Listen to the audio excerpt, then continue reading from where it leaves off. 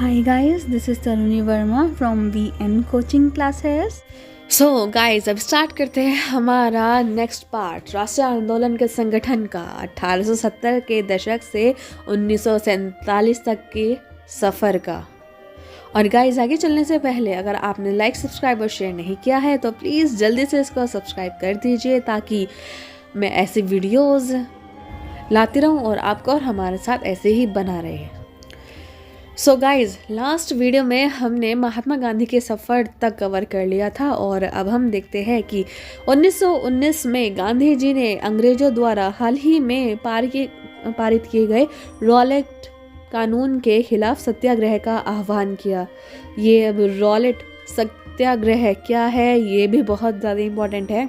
दरअसल उस टाइम एक रॉलेट एक्ट पार किया गया था जो कि भारतीय जनता के लिए बिल्कुल भी हितैषी नहीं था और बहुत ही गलत वो कानून था भारतीय नागरिकों के लिए। तो इसलिए महात्मा गांधी ने 1919 में पार किए गए रॉलेट कानून के खिलाफ सत्याग्रह का आह्वान किया।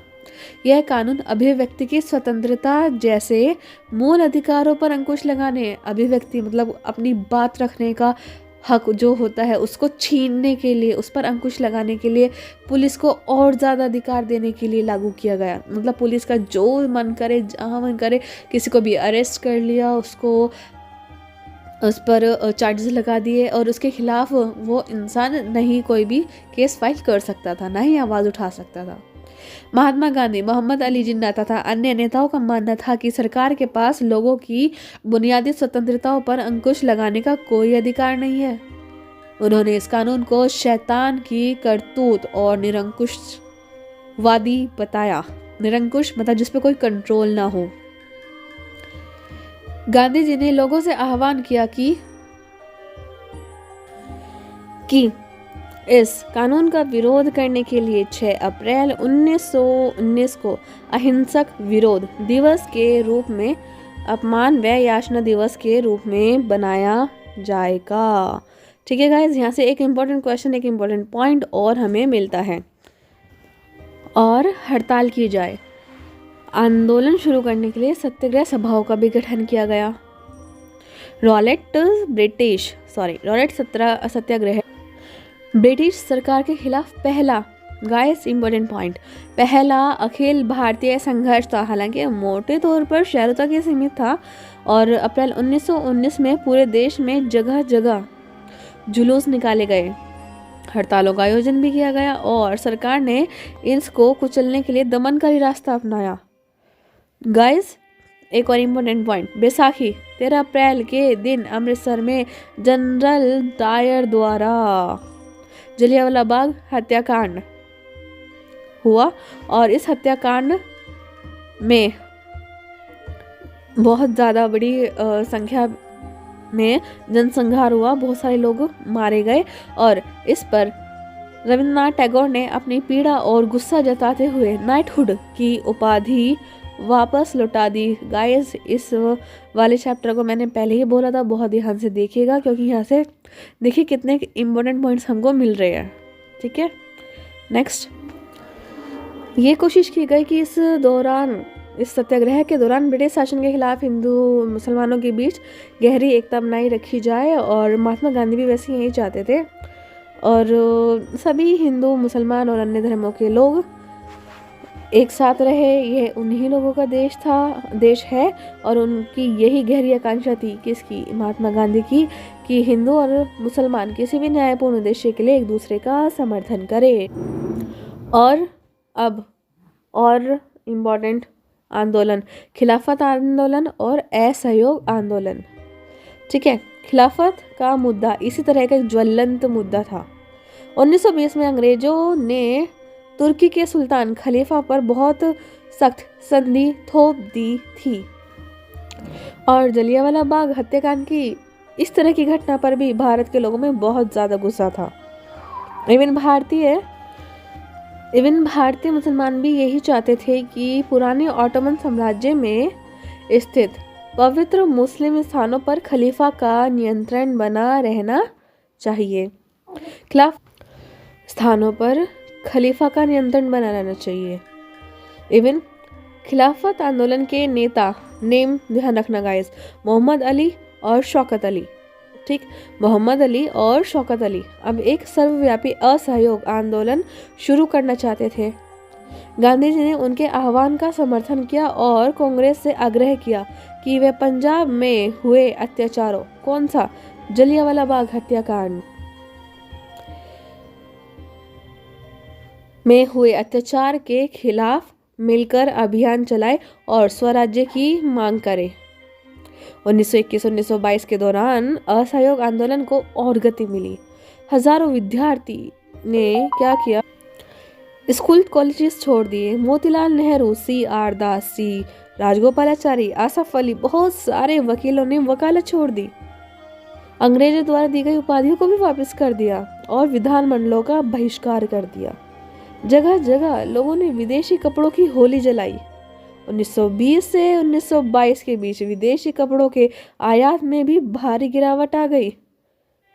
बट ये तो आने वाले तूफान का सिर्फ एक छोटा सा हिस्सा था, छोटी सी हवा ही थी, एक छोटा सा झोंका था।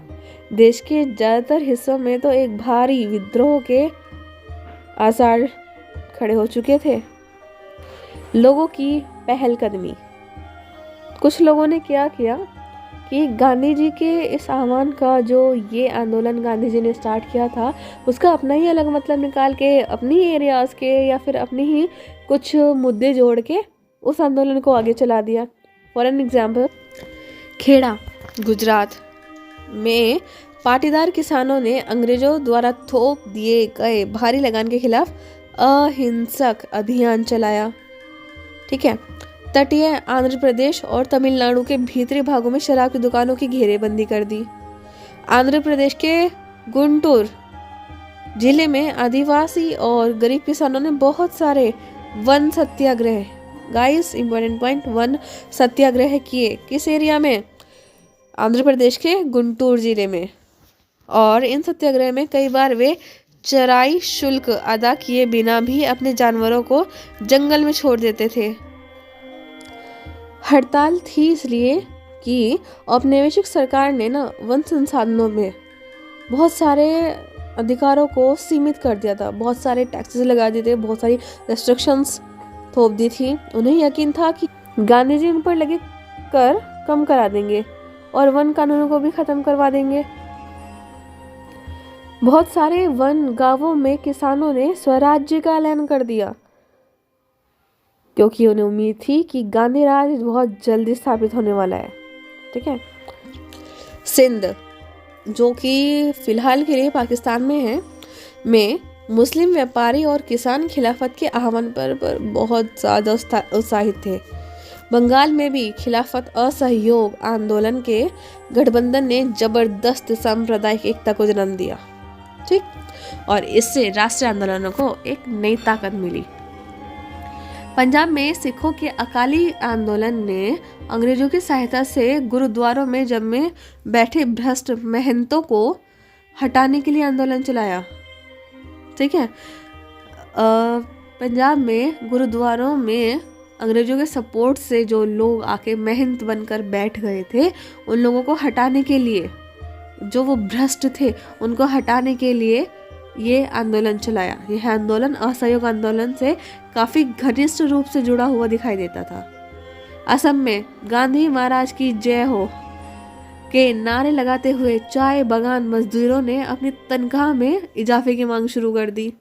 ठीक है गाइस, अभी तक आप समझ रहे हैं, ये एग्जाम्पल चल रहा है कि तमिलनाडु, आंध्र, सिंध, पंजाब और असम, इन जगहों पर कैसे एक असहयोग या फिर खिलाफत आंदोलन का रूप स्थानीय लोगों ने अपने हिसाब से उसको कन्वर्ट कर दिया।